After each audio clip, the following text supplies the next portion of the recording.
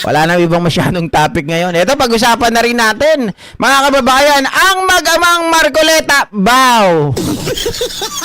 Parang sinuntok, mga kababayan. Parang, sino ba dito nakakaalam ng MLBB? Naglalaro ng Mobile Legend. Savage, mga ka-GP Natics. Ang mag-amang Marcoleta parang pinagsusuntok nitong si Panfilo Lacson, mga kababayan. Ang mag-amang Marcoleta Jr. at ang Marcoleta Sr. Bakit? Ano ba nangyari dyan, GP? Eto po kasi ayon sa pahayag dito, mga kababayan, dahil nga po dito sa...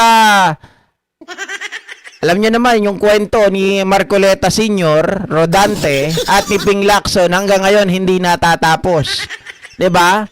Talagang kahit saan nyo tingnan, makikita nyo na sila po, mga kababayan, ay may kompetisyon. Ngayon naman, mga kababayan, mga ka-GP Natics, nung nakaraan sa pagdinig po ng Committee on Justice ay umepal etong si Marcoleta Jr., mga ka-GP Natics, dahil masyado tong tawag dito, gustong maging bida. Pinagtatanong, mga ka-GP Natics, ang proseso ng Committee on Justice single po dun sa kanilang pagdinig, mga kababayan. At sinoplak nitong si Jinky Luistro ang mga pahayag na yan ni Marcoleta na dapat tingnan muna yung kanilang rule book, mga ka-GP Natics, bago ang gumawa at kumuda.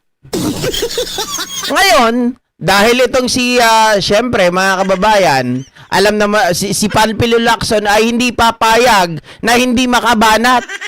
Hindi papayag na hindi talaga makasuntok. 'Di ba? Parang bumugbog din ng konti at kumurot.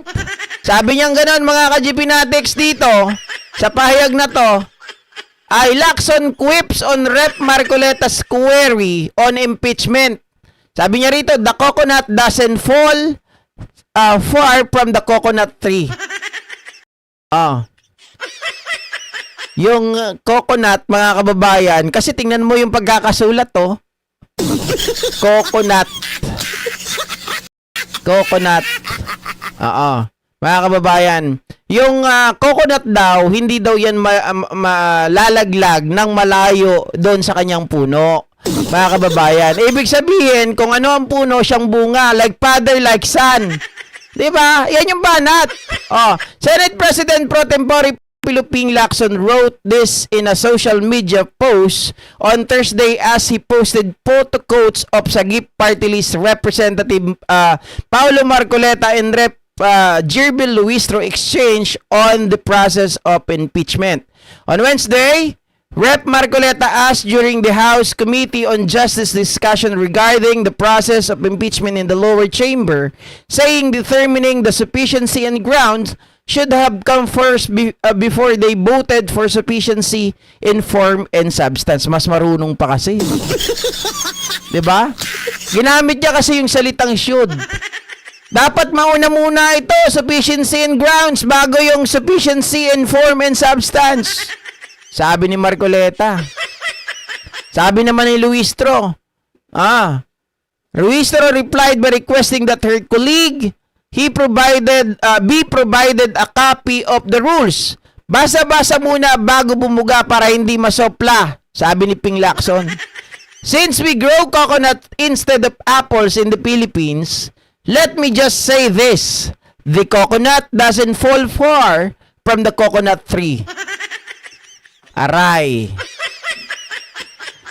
Ano kaya ang sasabihin dito, mga kababayan, ng mag-amang Marcoleta kapag nakita nila ang mga patutsada nitong si Panfilo Lacson? Sabi siguro ni Marcoleta, mga kababayan, nagkamali ako ng binira. Nagkamali ako ng kinalaban.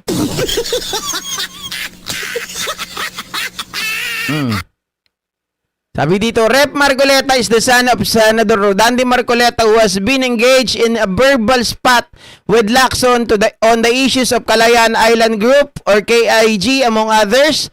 The two have been butting heads over the history of the KIG, which Lacson said quoting the island local government was discovered then donated to the country by Thomas Cloma. This was later dismissed by Marcoleta, calling the information all wrong and an attempt at historical distortion. Later, Marcoleta questioned the whereabouts of the partial report of the Blue Ribbon panel headed by Lacson as it was yet to be filed in the Senate. Marami silang marami silang mga pagkakataon na talagang nagbabangga itong si Marcoleta. Kasi nga naman mga ka-GPnatics, itong si Marcoleta naghahanap ng committee report. Samantalang doon sa committee report ng Blue Ribbon, 4 lang ang pumipirma. Paano ilalabas ng tao yung committee report kapag hindi ito nakakuha ng 11 na boto from its members kasama na yung mga ex officio? Therefore, walang mangyayaring official report, mga ka-GPnatics. So parang sinabi ni Ping Lacson dito, ang tanga mo naman, Marcoleta. Hahanapan mo ko ng mga bagay na imposible.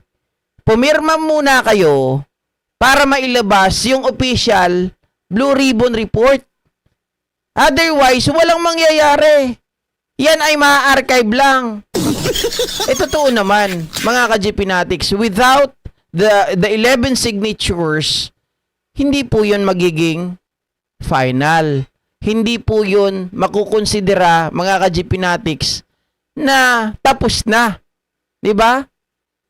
Mangyayari doon, mag-aantay sila ng mga pipirma. Ang problema, hindi pipirma yung kanilang mga kasama kasi nga pinoprotektahan nila yung kanilang sarili, yung kanilang mga kaalyado na hindi mabotlak at hindi po madamay or hindi po makulong dahil sa flood control anomalies.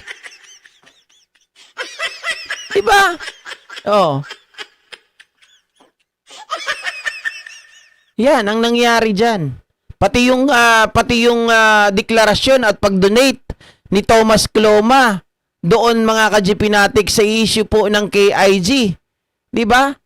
Yung Pag-asa Island na natuklasan niya, at ito, mga kababayan, ay talagang masasabi natin kasi ang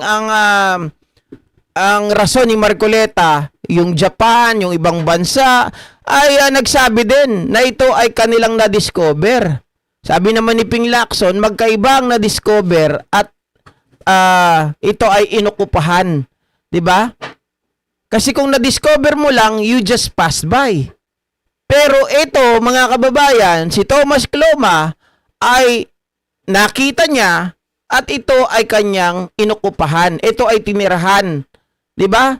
At talagang naglaan ng oras. Kaya ito ay nasa pangalan ng Pilipinas. 'Di ba? Mga ka-GPnatics, at ang gusto pa ni Marcoleta ay baguhin yung minutes ng nasabing pagdinig, mga ka-GPnatics. Oh.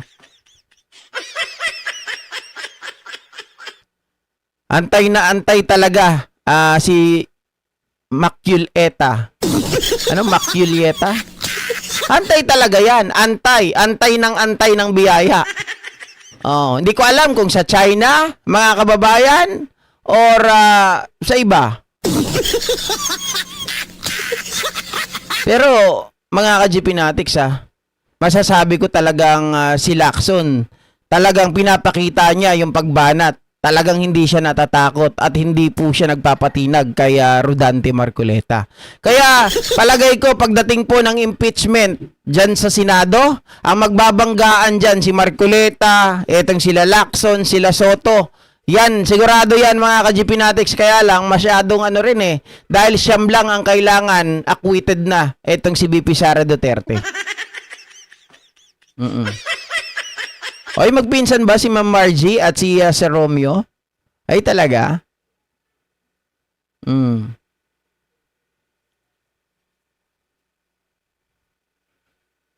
Okay, so ito naman ang pag-usapan